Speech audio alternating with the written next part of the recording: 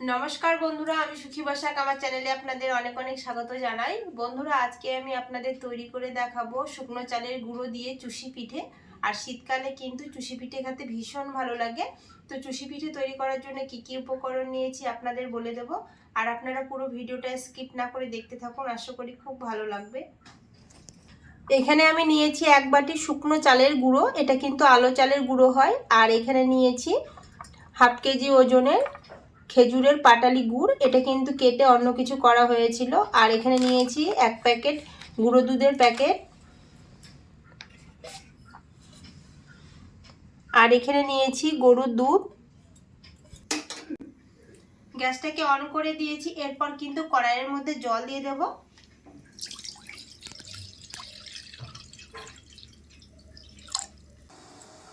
জলটা গরম হয়ে গেছে, এর মধ্যে আমি দিয়ে দেব হাফ চামচের মতো লবণ। জলটা ভালো করে কিন্তু গরম করে ফুটে নিয়েছি। এরপর অল্প অল্প করে আটা দিতে থাকবো, আর এদিকে কিন্তু খন্তা দিয়ে নাড়তে থাকবো, না হলে কিন্তু দলা পেকে আসবে।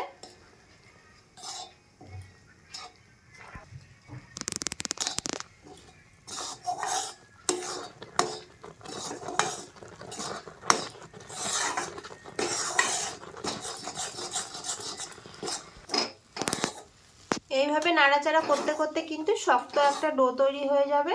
আর এটা কিন্তু আঁচটাকে কমিয়ে দিতে হবে, না হলে কিন্তু নিচের দিকে লেগে যেতে পারে।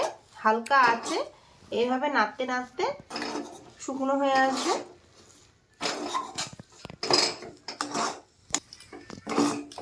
ভালো করে নাড়াচাড়া করে কিন্তু শক্ত একটা ডো তৈরি করে নিয়েছি। এখন কিন্তু এটা একটা থালার মধ্যে তুলে নেব।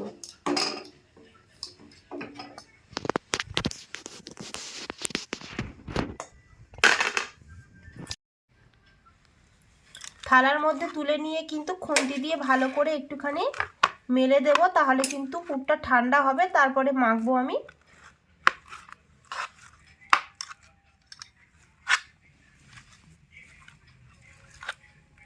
আটার ডোটা হালকা ঠান্ডা হয়ে গেছে। এরপর কিন্তু অল্প একটু উপর দিকে শুকনো আটা ছড়িয়ে দিয়ে মেখে নেব।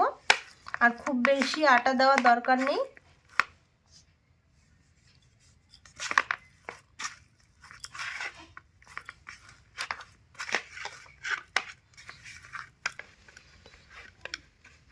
আটার ডোটা ভালো করে কিন্তু মেখে নিয়েছি, এই যে নরম আছে। আর এটা কিন্তু বাইরে রাখলে পুরো শক্ত হয়ে আসবে উপর দিকটা।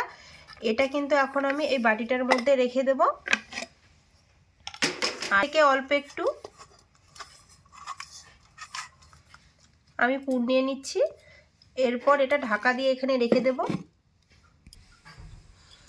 এখানে একটা রুটি বেলনা পিড়ি নিয়েছি, এর মধ্যে কিন্তু এইভাবে প্রথমে লম্বা করে নেব।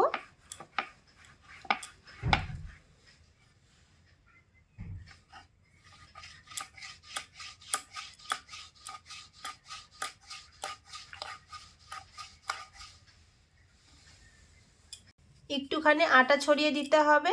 আর এইভাবে কিন্তু চুষি পিঠেগুলো আমি তৈরি করে নেব।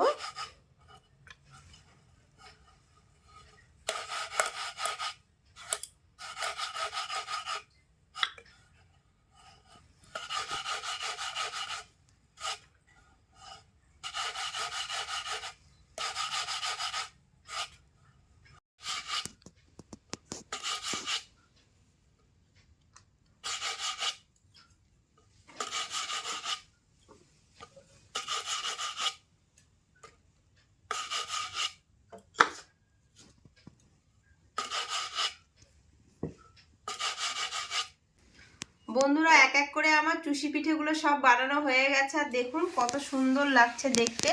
আর 1 প্লেট কিন্তু বানিয়েছি। এর মধ্যে একটু আটা আছে। এই বড় থালার মধ্যে কিন্তু চুষি পিঠেগুলো ঢেলে নেব। কত সুন্দর লাগছে দেখতে। এইভাবে করে কিন্তু আটাগুলোকে একটুখানি ঝেড়ে আবার এই প্লেটে তুলে নিচ্ছি আমি। আর এই চুষি পিঠেটা খেতে কিন্তু ভীষণ ভালো লাগে।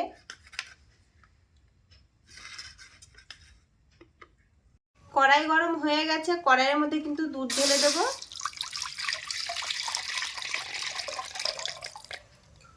দুধটা দিয়ে ভালো করে কিন্তু জাল করে নেব।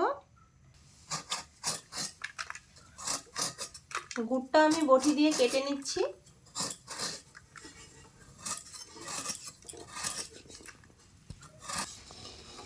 দুধ ভালো করে কিন্তু জাল করে নিয়েছি।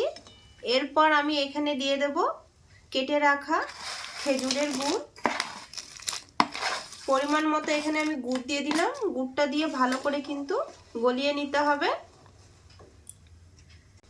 এর মধ্যে দিয়ে দেবো আমি দুটো থেতো করে রাখা এলাচ। এলাচটা দিলে খুব সুন্দর কিন্তু একটা সেন্ট হবে আর খেতেও খুব ভালো লাগবে।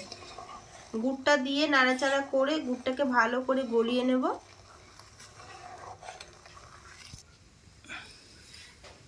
দুধ ভালো করে কিন্তু জাল দিয়ে আমি ফুটিয়ে অনেকটাই কমিয়ে নিয়েছি। দেখতেই পাচ্ছেন ওপর দিকে কিন্তু সর পড়ে গেছে।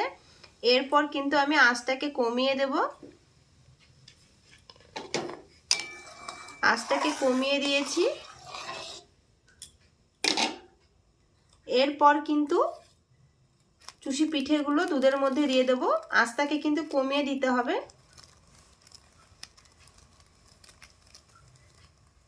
এরপর কিন্তু আঁচটাকে বাড়িয়ে দিয়েছি। আর এই সময় কিন্তু নাড়া হবে না বন্ধুরা। এই সময় কিন্তু আমি গুঁড়ো দুধের প্যাকেটটা কেটে নিয়েছি, উপর দিক দিয়ে দিয়ে দেব।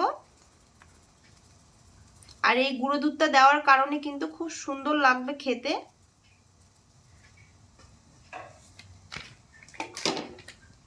এরপর কিন্তু হালকা হাতে নাড়িয়ে দিতে হবে, খুব জোরে কিন্তু নাড়াঘাটা করার দরকার নেই। কত সুন্দর দেখুন দুধ পাউডারগুলো একদম গলে গেল।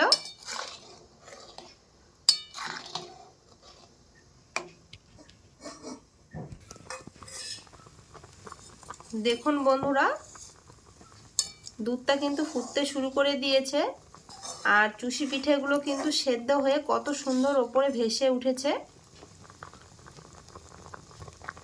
আটার ডোটা যদি ঠিক মতন মাখা হয় তাহলে কিন্তু চুষি পিঠেগুলো দুধের মধ্যে ভেসে থাকবে।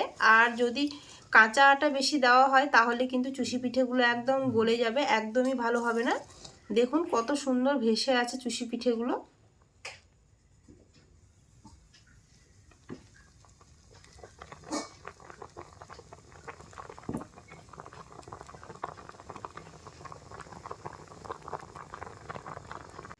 বন্ধুরা চুষি পিঠে কিন্তু আমার হয়ে গেছে। এখন একটা বাটির মধ্যে ঢেলে নিচ্ছি। আর কালারটা দেখুন খুব সুন্দর এসেছে খেজুরের গুড় দেওয়ার কারণে। আর একটাও কিন্তু ভেঙে যায়নি, সবগুলো একদম গোটা গোটা আছে।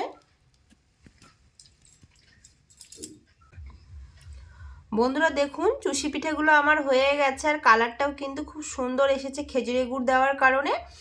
তো আপনারা কিন্তু এটা চিনি দিয়েও করতে পারেন।